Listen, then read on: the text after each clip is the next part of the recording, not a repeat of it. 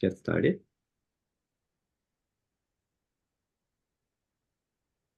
Good evening and welcome. My name is Tae-wook Cha. I'm a co-chair of ASLA New York DEI committee and the organizer of this event. As a committee co-chair, I am very excited to present this exciting new quarterly webinar series that focuses on the work, career, service, and leadership of prominent and soon-to-be prominent BIPOC professionals in landscape architecture. As the title suggests, this webinar is set in a dialogue format between established and emerging professionals, rather than the standard presentation format we are all used to. The aim of the webinar is to advocate the talents and contributions of our BIPOC members and have a dialogue to highlight and celebrate the diversity of our landscape architecture community. This is our first year of this webinar, and we will be celebrating the recent elevations of BIPOC fellows at ASLA New York. We are joined today by Elizabeth Kennedy of EKLA, the second Black fellow at ASLA New York. In June, Richard Aloma of Rutgers University will join us as the first Latinx fellow at ASLA New York.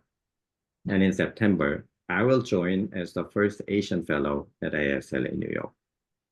Tonight, we will have a dialogue with Elizabeth Kennedy, FASLA, and the principal at EKLA, who really doesn't need any introduction, and Amber Betances, an emerging professional and currently an assistant landscape architect at New York City Parks. Please note this webinar is being recorded and the recording will be shared at ASLA New York website. Now, please mute your microphone on your Zoom screen for the dialogue to begin for our speakers.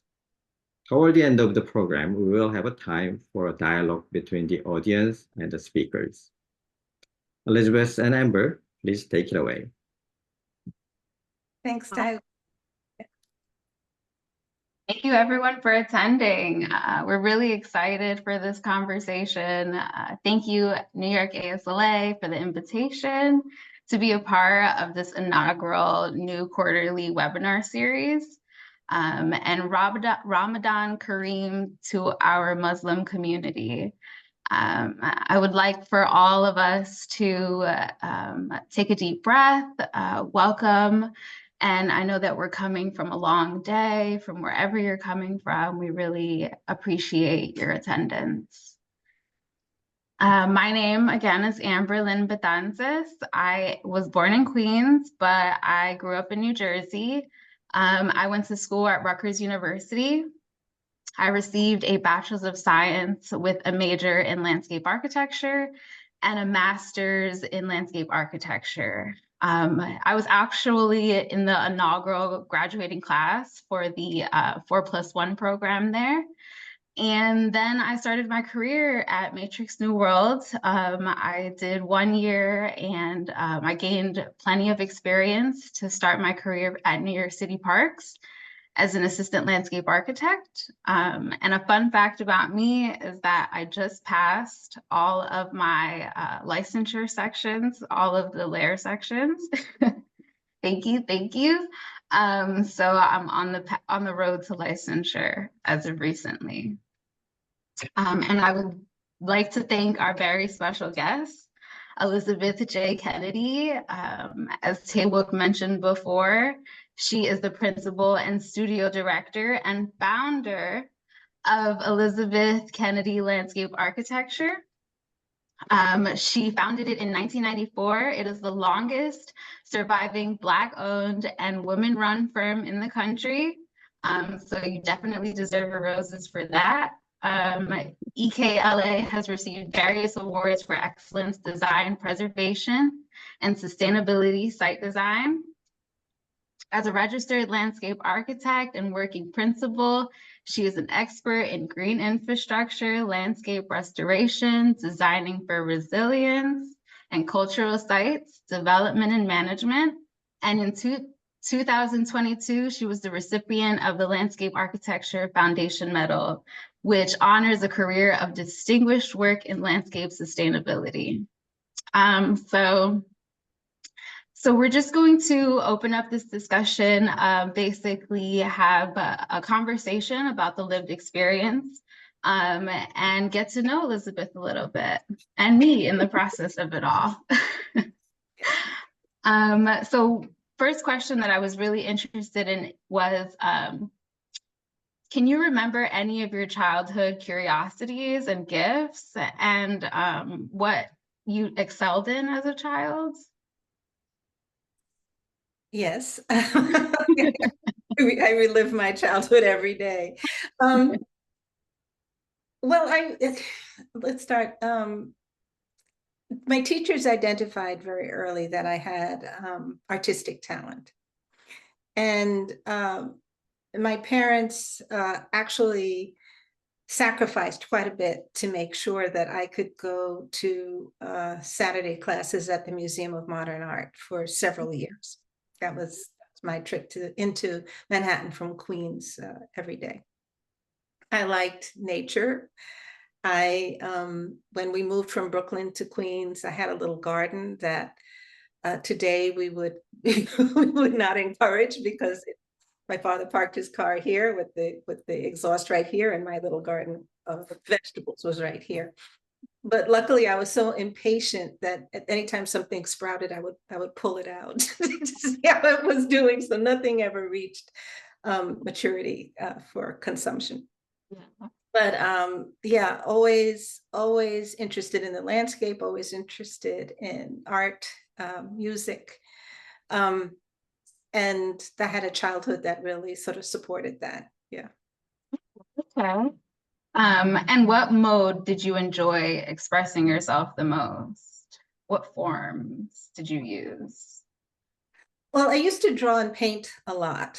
My father used to get his shirts laundered every week, and the cardboard that came with the packaging was mine to use to draw and paint and do things. I wasn't a good student.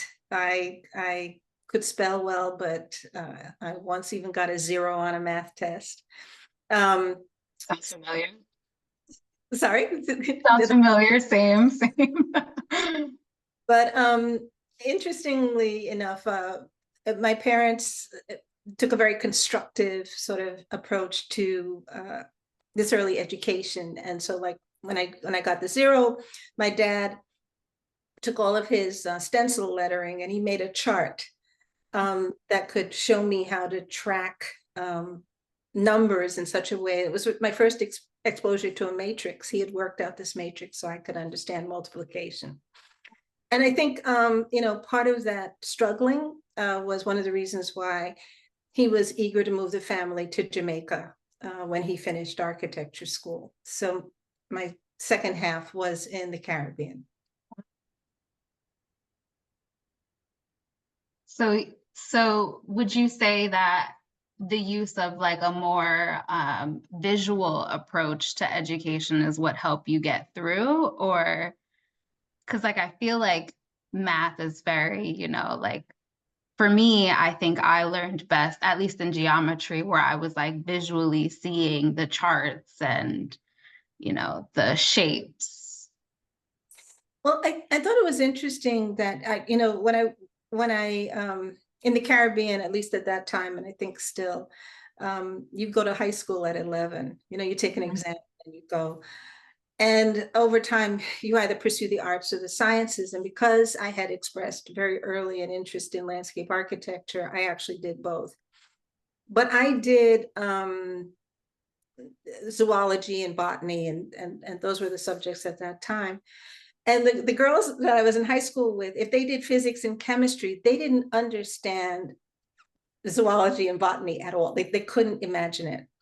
And the ones who did zoology and botany couldn't figure out physics and chemistry. I mean, it was so, even then you begin to understand whether or not sort of abstract, things that might have seemed abstract had to be made physical in some way in order to sort of inboard it and then sort of get a bigger understanding of what these things were. Yeah. Yeah. Oh, that's so fast. So at what age did you move to Jamaica? I was 10. I was 10. I had just finished 5th grade. Yeah. Did you receive a college education in Jamaica, or did you come back to the States? No, because I was US born, it was very easy to come back. In fact, I remember having a fight with somebody at the Ministry of Agriculture, because she was laughing at me that I didn't have a visa. I kept saying to her, I don't need a visa. What are you talking about? That was one of the blessings. I mean, I was able to come back. This was a long time ago. This was when dinosaurs were roaming the earth and there was a fair amount of scholarship money and stuff like that. But I knew I would return. First of all, at that time, the Caribbean did not have a school of architecture. So there wouldn't have been an opportunity to study landscape architecture. I had US citizenship, so that really sort of opened the US. And so whereas a lot of my classmates either stayed in Jamaica, headed to Europe, quite a few went to Europe to study.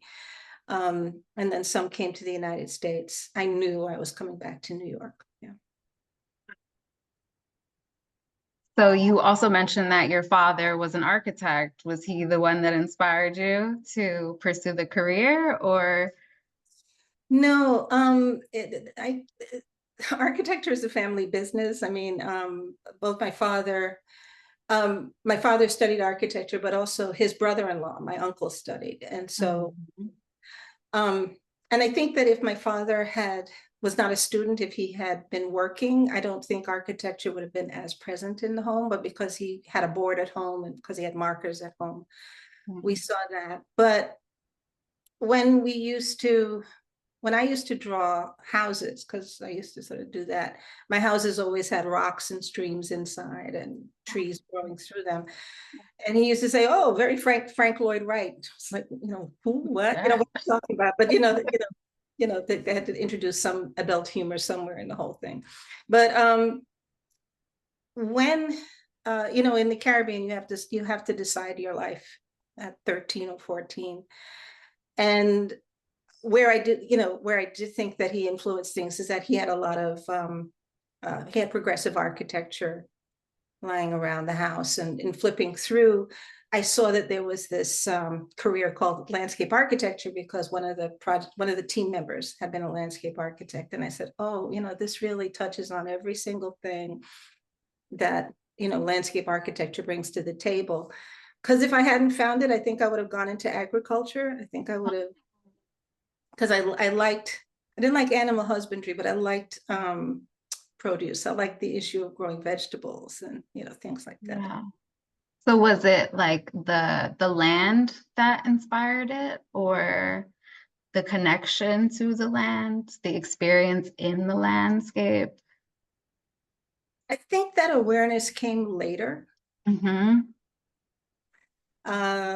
I didn't necessarily feel that so strongly in Jamaica, although I think because in part Jamaica's landscape, once you get outside of Kingston, is so dramatic and is so intimately experienced that it feels almost overwhelming, in a lot of ways.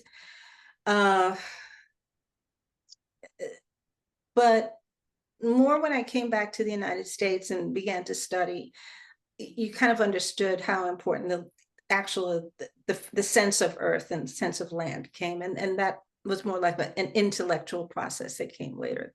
Sort of, oh yeah, this explains what I was experiencing here. This is how I understood the place. Yeah.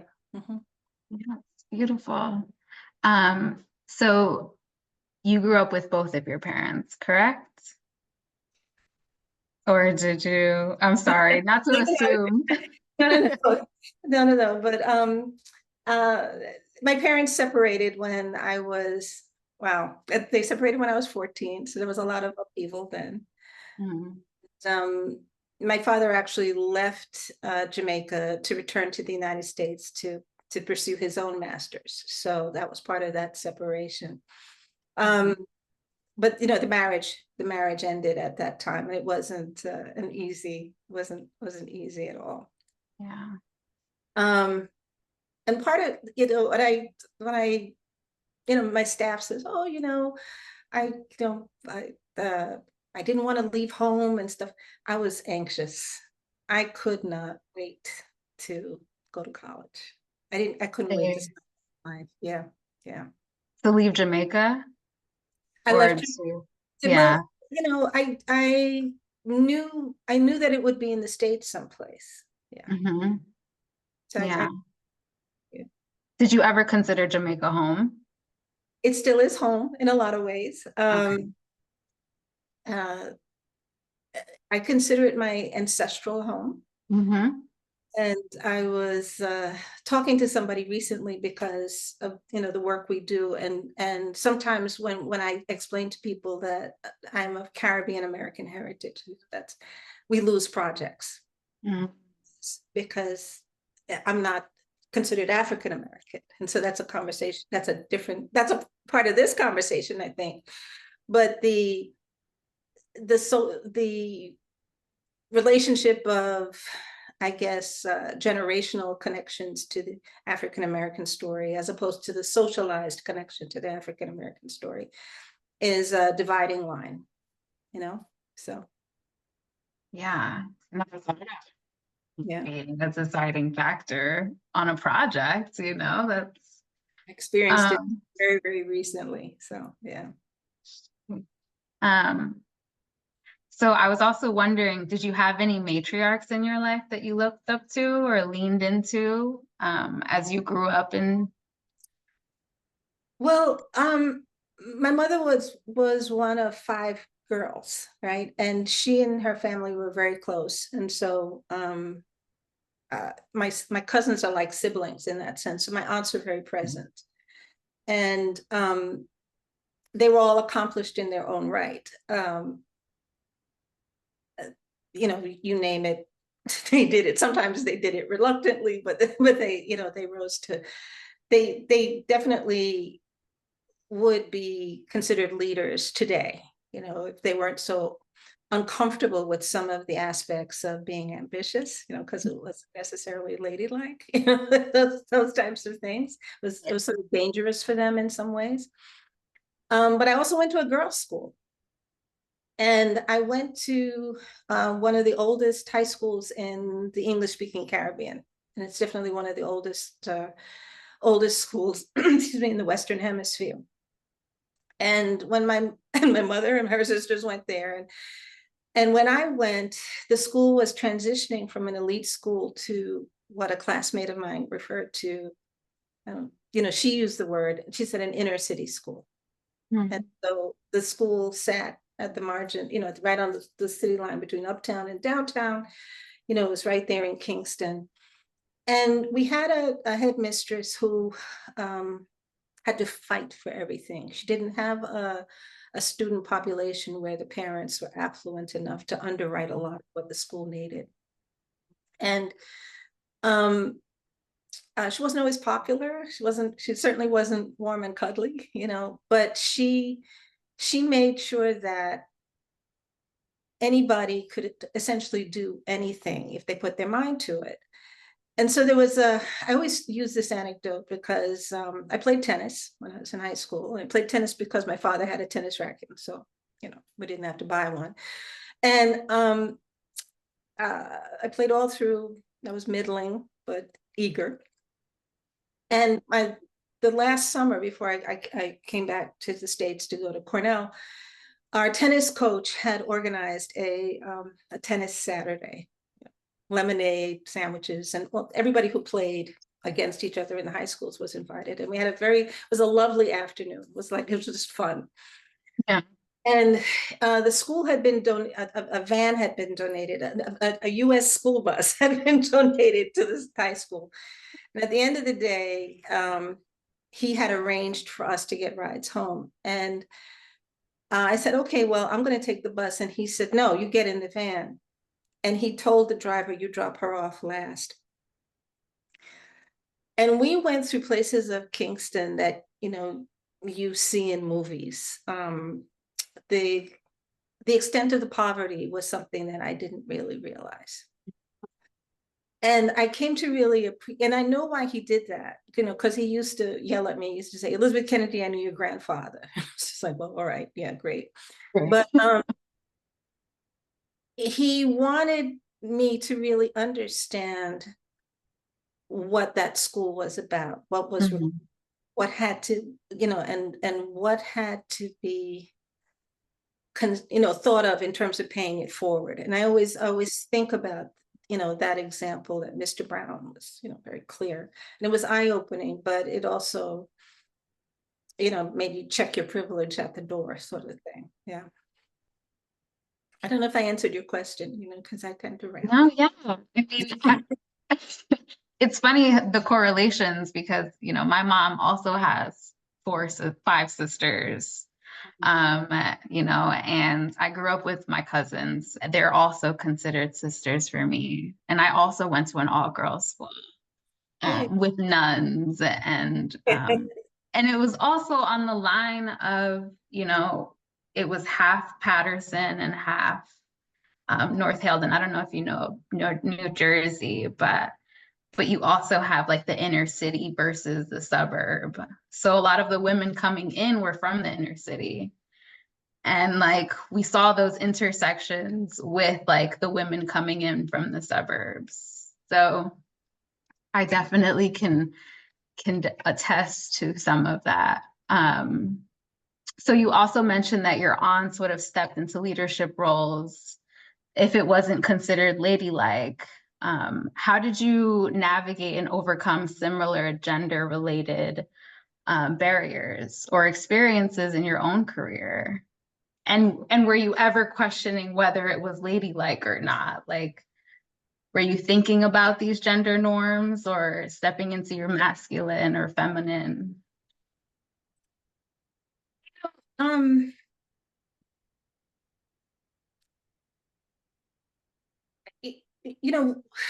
One of the, I think, I want to say, survival skills that you had to learn early is negotiating with power and making sure that power doesn't see you as threatening as you pursue what you want. There are things that I did that appalled my mother. I mean, to the point where she would be angry, and I realized that what she was frightened. There are things where my father had to step in and said, "You're no longer shackled by this consideration. You need to step up." There are things that I see young women in my office do that I'm just blown away by, because they're unfettered with considerations that I had. They draw different boundaries, and sometimes I'm just blown away. Sometimes I'm pissed off, but sometimes I'm blown away. So there's a lot of negotiation. And one of the interesting things is when I was, first of all, when the chapter nominated me for fellow, I asked, I had a frank conversation with Liz Moskalenko, and I said, why? Because all of this was coming after George Floyd, right? And I was, and Liz was very clear. She said, "Elizabeth, the work that you do, the way you work with young people," and she had this list of all of these things that we were doing, but we didn't realize that they were valued. Okay. So that was one thing. And so, but, I said that if you were talking about the type of work we do and the type of voice that we give people who are underrepresented, then I wanted to go in for works. We don't have fancy photographs. We sort of clean up iPhone photos and keep it rolling, right? But we put in for work, and the call came, and they said, and Tom Ross was the president at the time, and he said, "Elizabeth, we're so happy to tell you that we're going to elevate you to fellow. And by the way, it's for leadership." I was like, "Leadership?" I put in for work, so I told them not to change anything, and Tom just went silent, right? Right. So and he's a shy man, so I was just like, well, okay. But I said, "But you know what? In leadership, I'll take it." And then I turned to somebody and I said, "They've created a monster." because I finally felt, and I encourage anybody who is in a position to pursue fellowship to do so, because I was talking to Taiwook about this just the other day, that it is empowering. You have a seat at the table, you have a voice. And now the challenge is to use it for, higher good, let's put it that way, right? Wow. And so a lot of what I'm doing with National, a lot of what I'm doing now, even in terms of making sure that the firm's work is valued, is actually new territory for me. Knowing your worth is new territory for me. We're working on a project, and we have a consultant who charges $1,000 an hour. And I put down the phone and I said, well, and I said, she's worth every penny. And I got together with another woman and I said, what do you charge? She says 500. And I said, well, so-and-so's charging 1,000.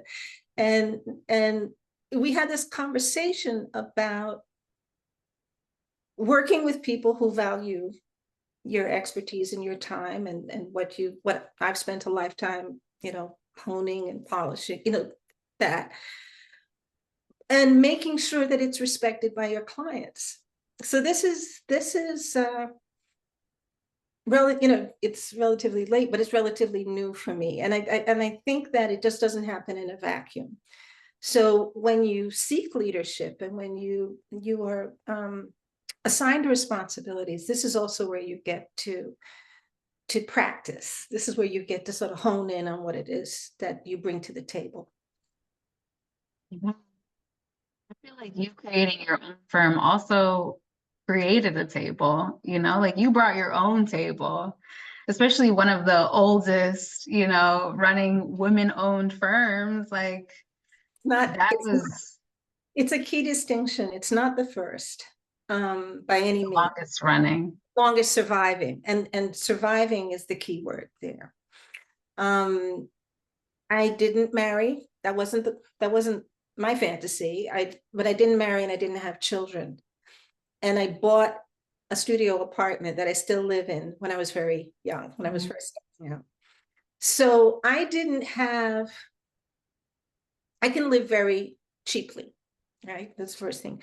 And I didn't have somebody saying, I didn't have a partner saying, this has got to stop. So I was able to invest in the firm in ways that other people are not. And we talk about this being a trust fund sort of profession, that in and of itself is changing. It also needs to change further. But I was able to take the risks. Yeah.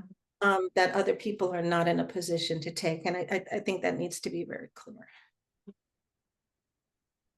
Yeah, I'm one of those people who lives in Manhattan for $600 a month. So, so and I have the nerve to mine. Right? So it's like, it's like, do we need a new computer? Okay. So even though you never married, given your strong leadership role, do you find that it ever presents challenges in your romantic life? Or if you were trying to pursue a romantic life? And how would you navigate any potential conflicts or differences in dynamics? Mm-hmm.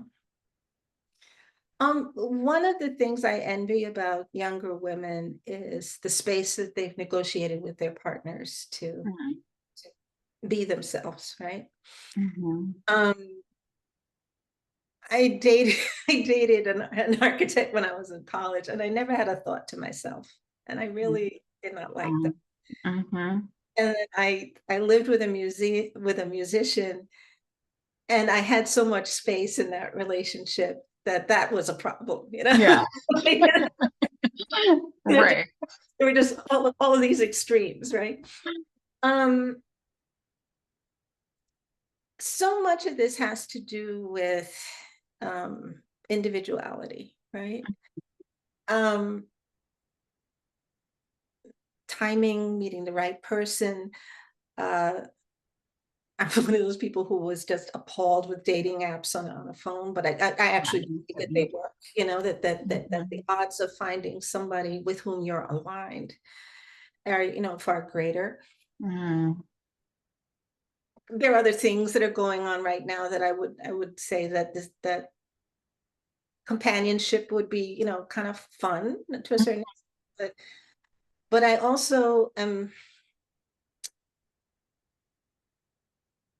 I'm going to say this with my staff on the line.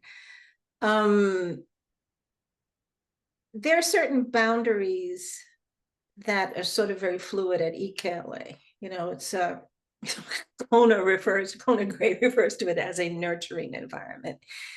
And I constantly have to say to my staff, I'm not your mother.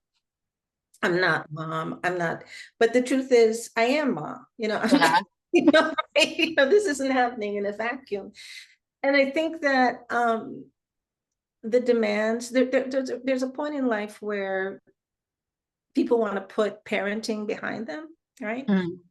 And you know, sometimes I meet people, potential partners, who are very comfortable explaining to me that they're needy, and I'm just like, I don't have time for this. I don't want to be your mom. I go home and I, you know, turn on the TV and I eat ice cream. And I'm thinking, working later, and I'm just like, okay, we'll cross that bridge next week. But the I think in sort of having this late, not a late blooming career, but having recognition relatively late in my career, is probably setting a different type of timetable. And the thing about it is that I made peace with it. That's really the good news. Yeah. Beautiful. Did you, I know that you said, you know, people want to put kids past them, or they get to a point where, but did you ever consider kids? Oh yeah, I wanted motherhood. I could not do that medically, as it turned out, but I wanted children, and then had a sort of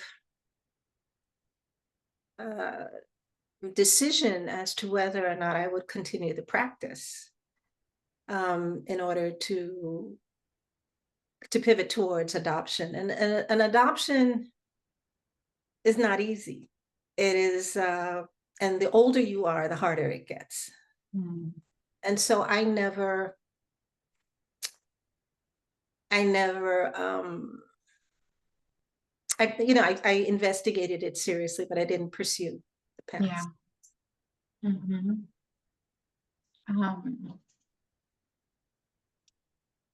Ooh, that's deep. Well, I don't have a problem being candid about a lot of things. I mean, it sounds like you've created the nurturing environment that you would at home in your space of work, you know, in your career. Well, you know, part of that is, and I'm amongst many who are not sure whether or not there's just this generational shift. But until relatively recently, people of color couldn't get good jobs in corporate firms. You had to be sort of, you know, that one exceptional person of color. What's the movie that's coming out? The Magical Black People, something or the other, that I saw on TV. You had to be a magical Black person in order to get a good job in an office, and that's exhausting. You have to be magical all the time. Yeah. And so there was a tradition amongst Black and brown firm owners. First of all, there was an influx of young people and people who stayed with your company because they didn't have that many options to go elsewhere. And that need to grow the home team was part of the tradition of owning a Black or brown firm, a woman-owned firm. And so now, now that the doors have been opened, it's very hard to recruit necessarily amongst the population that ordinarily you would have. This time, I happen to have a really great crew. And one of the steps that I'm working on right now, because I am in the process of planning succession, is to put the infrastructure in place that ensures that a sort of level of inquiry is maintained at the firm. And that's hard to find anyway, but it's particularly hard to find as a small business. Yeah.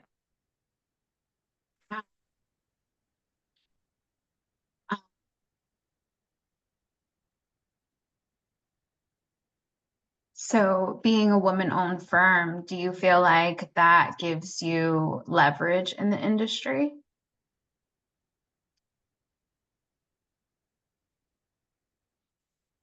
I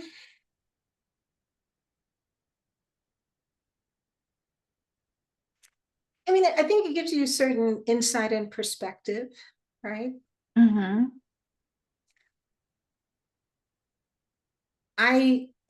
EKLA's work is in the public sector. And I don't know any government agency that is other than setting project participation goals, right? Yeah. Is particularly sensitive to the perspectives of others. Again, you asked me about, sort of what strategies as a Black woman do I have in sort of negotiating with power, and this is one of the areas. I've been doing this a long time. I worked in construction. I've done a lot of different things to get to the business. And I'm very good at construction logistics because I have run construction crews. And you're on projects and you see something that is just going to go haywire. And I said, I really don't think we should be handling this way. And it's been ignored. And I went to, and then there's all of this effort to sort of, do a workaround and a patch situation in order to correct something that you pointed out was going off a cliff. And in part of this sort of project development, there were a lot of different moving parts, and one of them required, an event that happened, and it went very, it went so well. It's like, why are you surprised? Yeah. And I ended up calling one of the project managers a racist. Me? And I said, yeah, absolutely. Because you have decided that what I have to say doesn't count, doesn't suit you. And you're in the position to make the final decision. And something that would have cost 10 cents is now costing $100,000 because it didn't suit you to listen. So I think, 5 years ago, I wouldn't have had that conversation. I was just, hey, whatever, right? Yeah. But now a lot more is at stake all the way across. And what's happened is that I have very little patience for it, whereas before I used to be a little bit more diplomatic.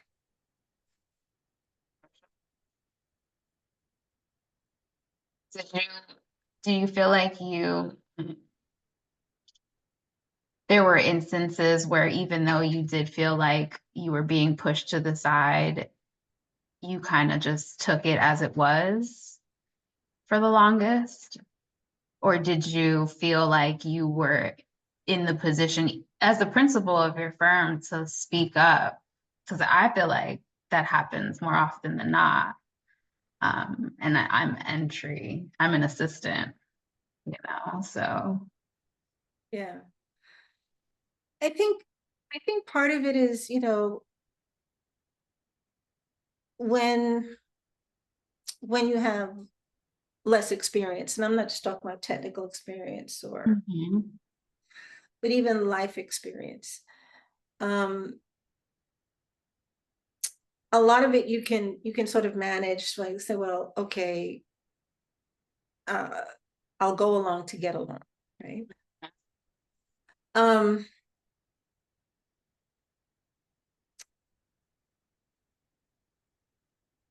And before, it's like you weren't in a position to have sort of like enough, I would say, power to be involved in decisions that had sort of like a significant impact, right? But one of the things that has happened is that because our visibility, you know, went up and people said, well, you know, we want to have you on the team. One of the shifts has been moving us away from being a well-known minority woman practitioner to a well-respected practitioner. So, you know, there's all of that juggling. And, you know, you always have those debates that, you know, am I a woman designer, or am I a designer? Am I a Black designer, or am I a designer? And you're all of those things. You know, they're not mutually exclusive, because they shape your perspective, they shape your experience, they shape your knowledge, and the knowledge is important. So, you know, the extent to which you have to pick your battles is one thing. I think from a professional standpoint, you have to have the ability to step back and say, well, okay, this option that we're putting forward as one of several, and you know this, and definitely in public work, there are always more than one option. It's, you know, are we always, right? You're always making choices, you're always deciding, and you have to have the analytical skill to be able to choose. You have to be able to see what the impact is or the result is going to be in any sort of decision, and what it is that you'll live with. So from a technical standpoint, it's like, you know, how much can I influence the outcome of a project? But from a personal standpoint, is how much is this going to, you know, how much of this is going to affect my integrity, right?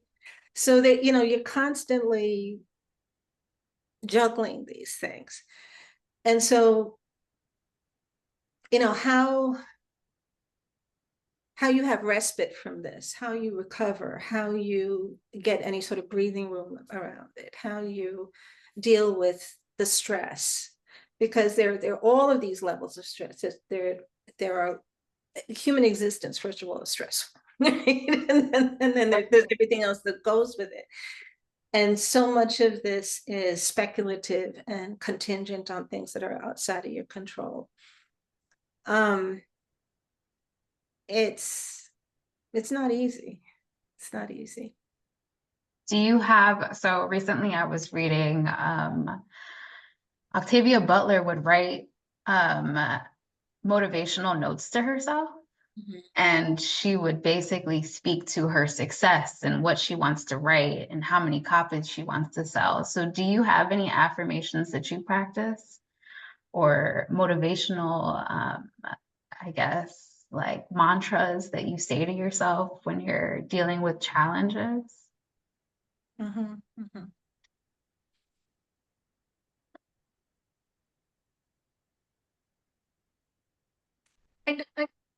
I don't have affirmations, and I think in part because my father had affirmations at one point in his life, and you know, I'm speaking really candidly here, my brother and I were so angry at him that was like, you know, whatever you're doing, we're not going to do, right? Yeah. So retaliation. But you know, years later, I do have an understanding of his struggle and how he had to mentally gear himself up for putting himself out in a situation where he didn't have the resources that a lot of other people had to do this, right? So I you know, I get that. I take with a, I won't lie, the recent recognition is really nice. Right? Yeah. Oh, Absolutely. You tote your flowers. and a bag of chips, Absolutely. But you also can't get too caught up in it. You understand why people go and buy ranches in Idaho, that you have to understand how you're going to be defined from external situations and what's internal, right? And there's a balance between the two, because the external will let you know when you're doing well and when you're screwing up, right? And just in general. But the internal has to do a lot of things. It has to remain open to growth, right? Yeah. It has to close off assaults that are not, I'm going to say, are not for you, if you understand, Take it personal. It's not just personal. It's like, some of this mess that you deal with, there's other people's stuff, so I'm like, let me just not take that on. And there's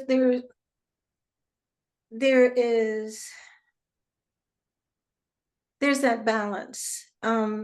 You have to live with yourself at the end of the day. And you have to have, I want to say, like, your own mission statement. You have to have a code or a coda that is, I think, beyond your own self-interest, particularly as a landscape architect. I mean, we do this business to save the world in some way, shape, even if it's $1 million swimming pools for, right? Right. At some point we have sustainability in there somewhere. But what I'm trying to say is that, in your negotiations with your romantic partners, in your negotiations with your children, in your negotiations with your clients, your staff, with the IRS, a major part of my life at the moment, right? That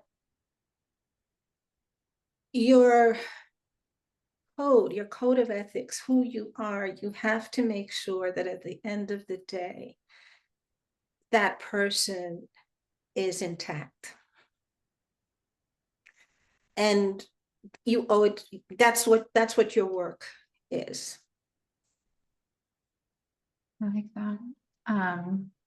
Thank you so much. We are going to open it up to the audience. If anyone has any questions, you can unmute yourself or raise your hands and we will unmute you. Or if you're shy, you can write some comments in the chat. So. Stunned everybody to silence. I know. Don't all jump at once.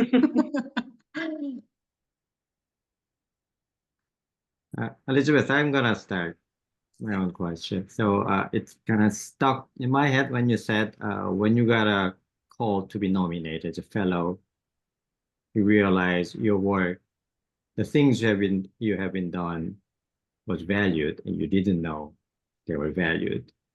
Can you elaborate a little more on that? Like, what are the things that you were actually doing? Things you valued that you didn't realize that they were valued, and why did you think they were not valued when they were actually really valuable things?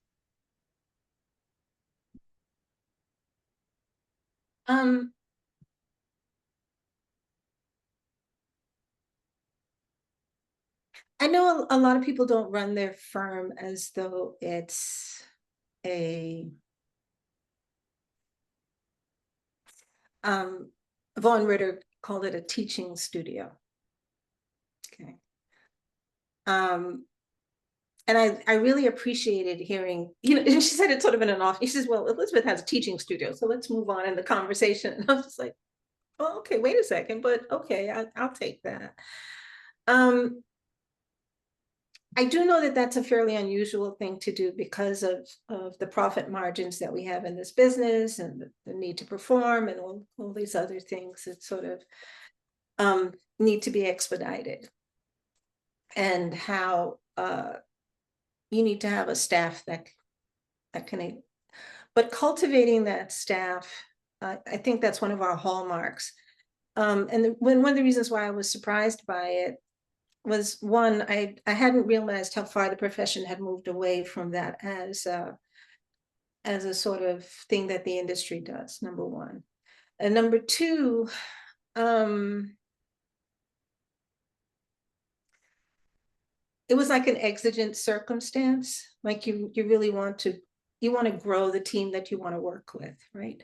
So the fact that this sort of had a larger value was seen as something of value to the profession sort of came as a surprise, because to me it was, first of all, it was full circle, but it was also I didn't realize how unusual it was. That's number one. Number two, like I said, we'd never been published. We'd never had the pretty pictures. We didn't have that infrastructure to make sure that the work we were doing would be visible, and visible in a way that's acceptable to ASLA. Now, I know that national, it's sort of looking at this because they know that so many people have been locked out, right? But I'm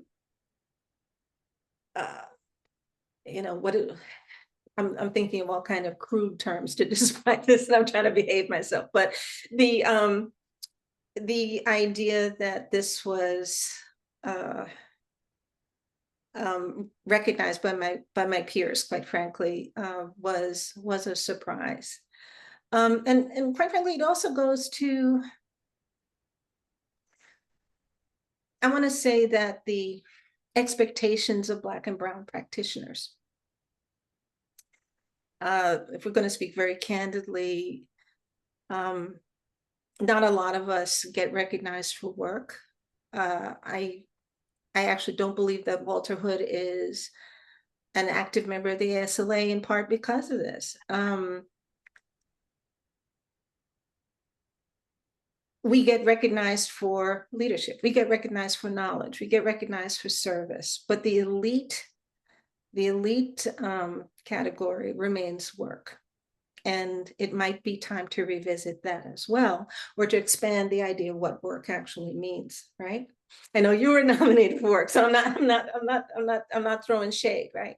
But what I'm saying is for the things that the ASLA felt were important, I didn't think that what we were doing counted. That's the short answer. Hello, everyone. I have a question. Actually, I have two questions. But firstly, I want to thank the both of you, Amber and Elizabeth, for this much needed dialogue. It was beautiful to listen, for sure.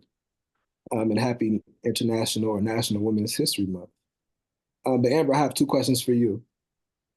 So as a Black woman that's working in a field that's predominantly led by white men, how do you believe increasing diversity and representation within architecture can enhance the profession? So I think the Black perspective is unique and very colorful. And I don't feel like it's represented as well. I feel like a lot of the time the culture isn't represented in the landscape. So I think we can offer a unique perspective in it, just in terms of how we gather, where we like to sit, what music we like to listen to. Is music even an option in the space? So I feel like a lot of the times we're missed in the dialogue, or we can't be reached when our input is necessary. So just having designers that can understand where to reach us, or how to reach us, or how to access us, is pretty powerful. Even in terms of when I was in school studying urban renewal and redlining, understanding the Black experience in space and how highways have separated us from natural landscapes. So I feel like we have a very unique perspective, and we understand space a little differently. Definitely. And my second question for you, Amber, is what inspired you? Like, I loved hearing Elizabeth's story about, coming from overseas, her father playing tennis, etc. But, Amber, what inspired you to get into the field? I actually fell into it by accident. I knew that I wanted to do something with the environment or for the environment. I just wasn't sure what exactly. And I had taken a course on environmental design my freshman year, luckily. And the professor was actually the program director of landscape architecture. So the way that she was describing just how it was weird. It was this one slide specifically of like how Asian people sit, or like Asian cultures squat when they sit. And like, I was just thinking about how humans interact with the landscape and how it's never really been observed. And how landscape architects kind of make it comfortable for humans to interact with the landscape, or how we can design places for people to enjoy and access landscapes. So I was just so inspired. And from then it was like love at first sight. I was like, oh, this is fascinating.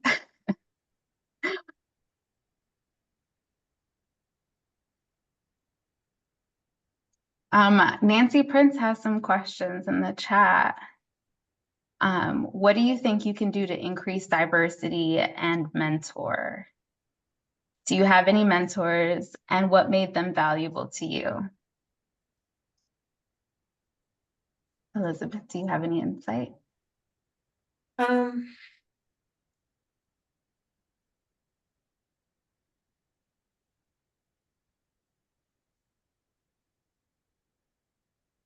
There's some basic things, right? I think that the visibility, well, first of all, I think we need a TV show. We need a drama where we are solving the world's problems,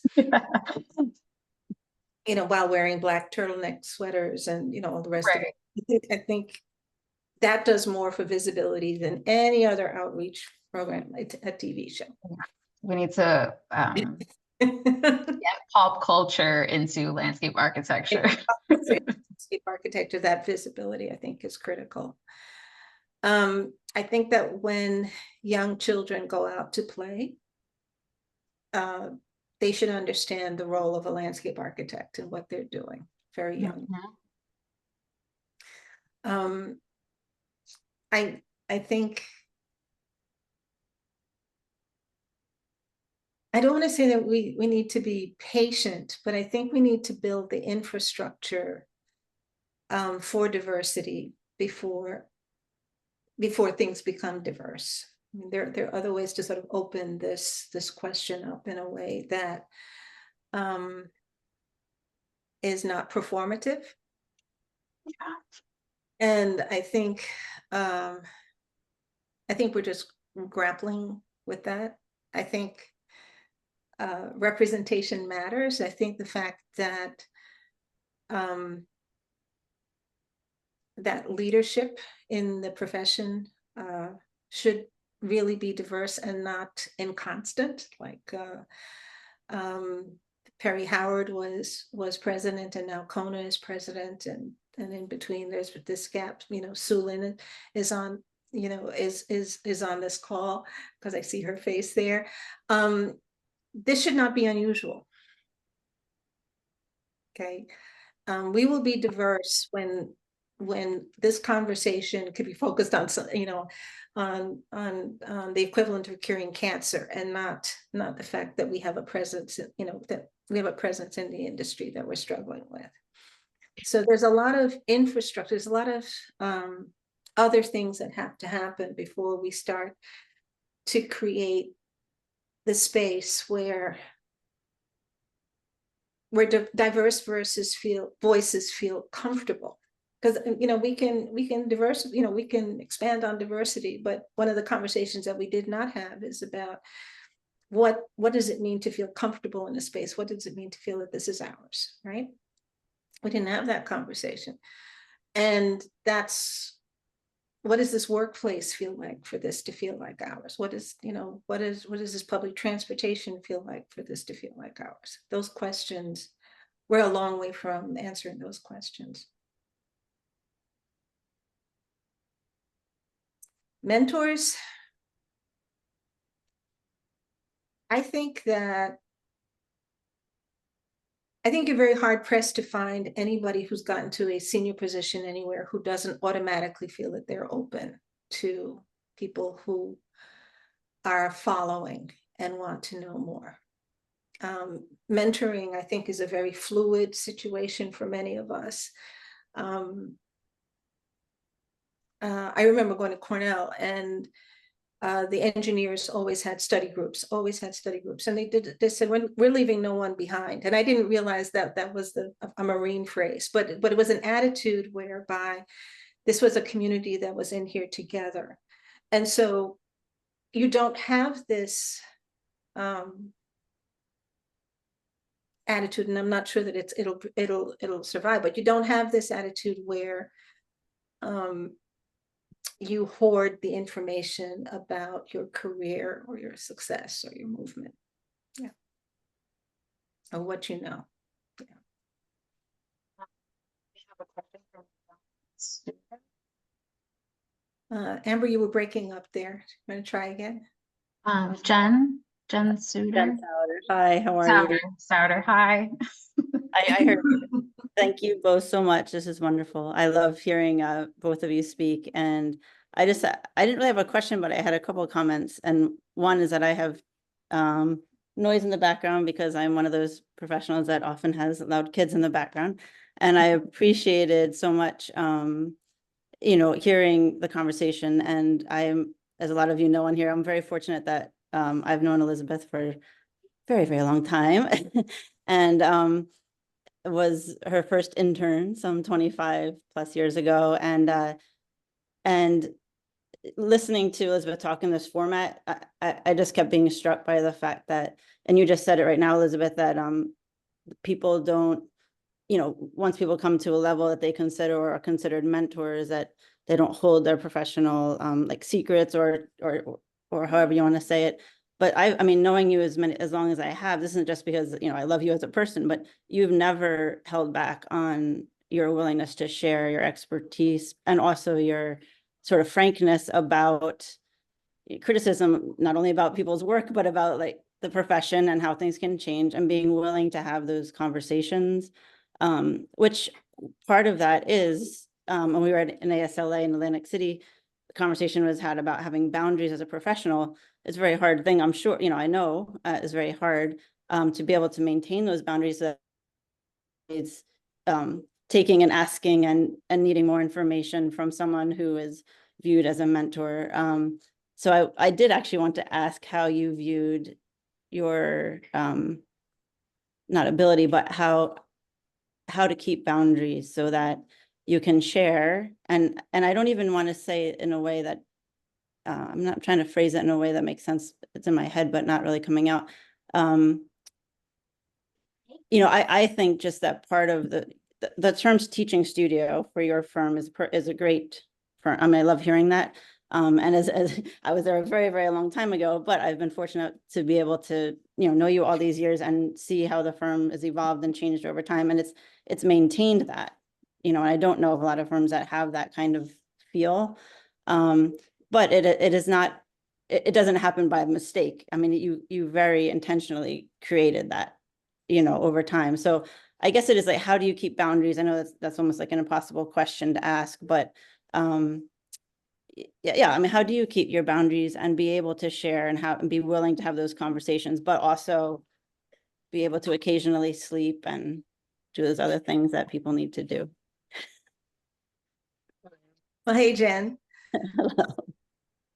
I'm going to use this as an opportunity to actually introduce an anecdote where Amber and I have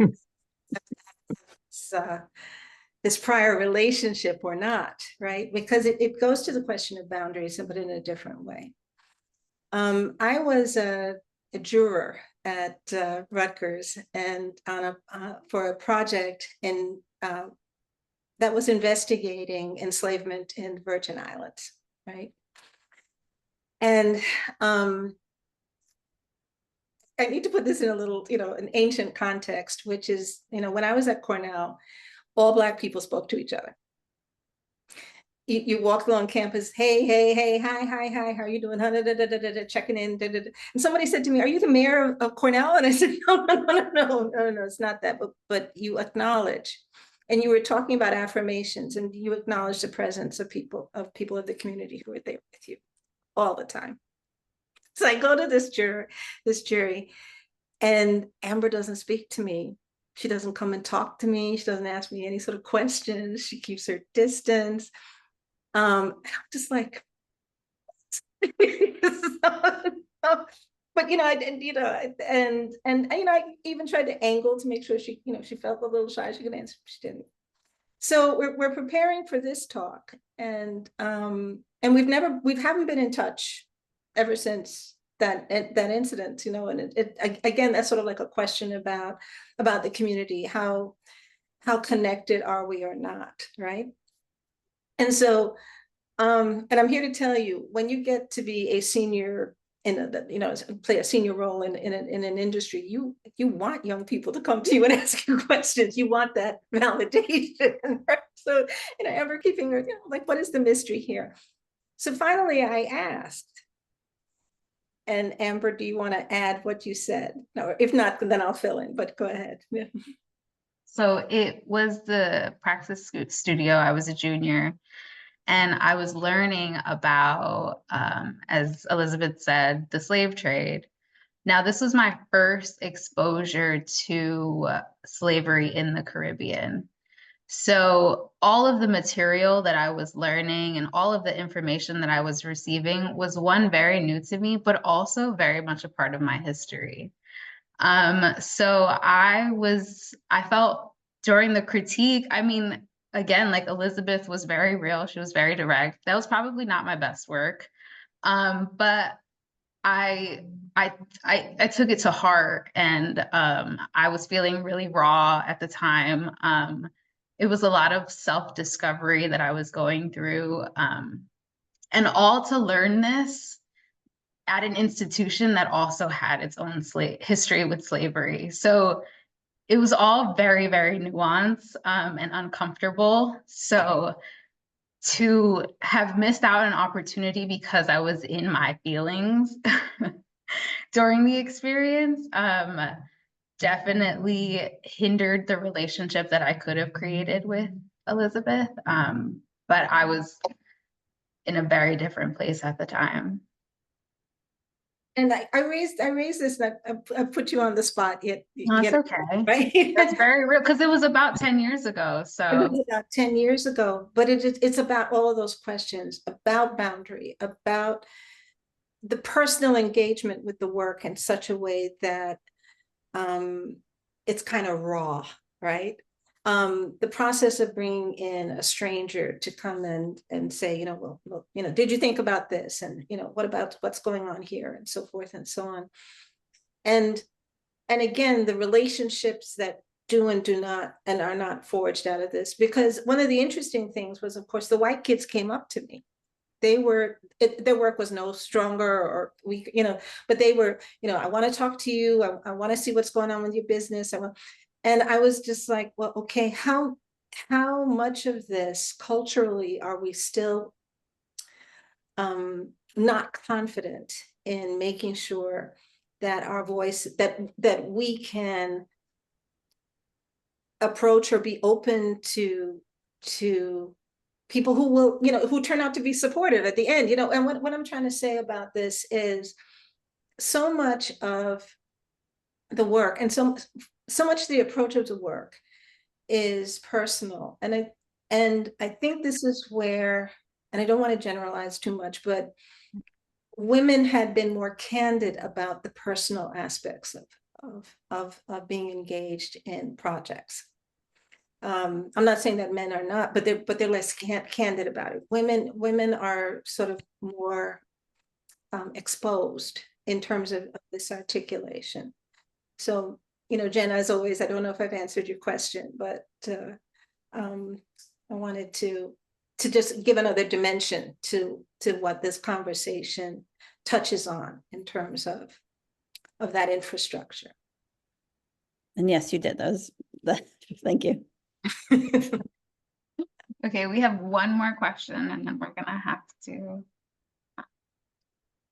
wrap it up. Right, Taewok, or how do you feel about that? Okay. So Musa asked, first-year MLA student here, curious to know what to expect from entry-level experience as a person of color. Secondly, how do you utilize life experience to inform current work? As for the first part, entry-level experience for me was, luckily I'd been put into a firm that was multidisciplinary. So it was an engineering firm, even though it was majority white. And like you had said, Elizabeth, I think the culture shock was real when I would get in there in the morning and no one would say hi to me. Like, I would be sitting at my desk and people would just walk by me and just not engage with me at all. So that was eye-opening, but also it was fascinating because I was under the only landscape architect there. So he basically handed off most of the work to me. So I was learning very, very quickly. But it was almost to a pace that was unhealthy, and I was working constantly. At the time, they gave us laptops so that we could work at home. And because I was entry level, I still didn't have the experience. So I was looking up work while I was working to basically inform many of my decisions. So it was challenging, but it gave me the experience that I needed to position me into a better situation at Parks. So I just basically stuck through it for a year and a half, and I got into Parks with that experience. So that's basically what I had to say for entry level. And then how do you utilize life experience to inform current work?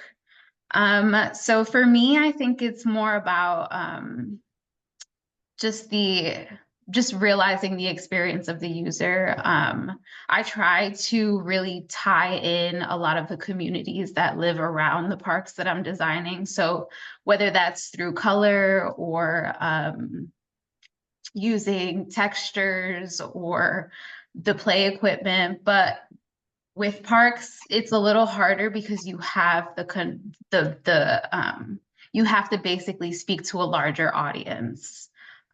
So you're basically confined in a lot of the decisions that you can make, especially if you're entry level or an assistant. So you're working on smaller parks or plazas. So for me, it's getting there. It's picking up slowly, but I'm still not in the position where I'm not utilizing my life experiences to inform my designs as much.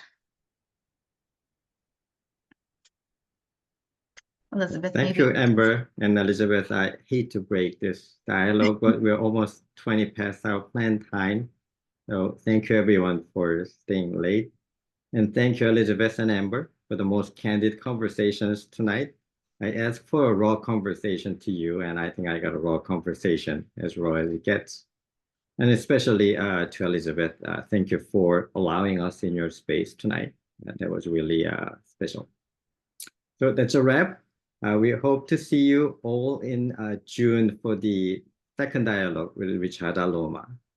Thank you and good night. Good night, everyone.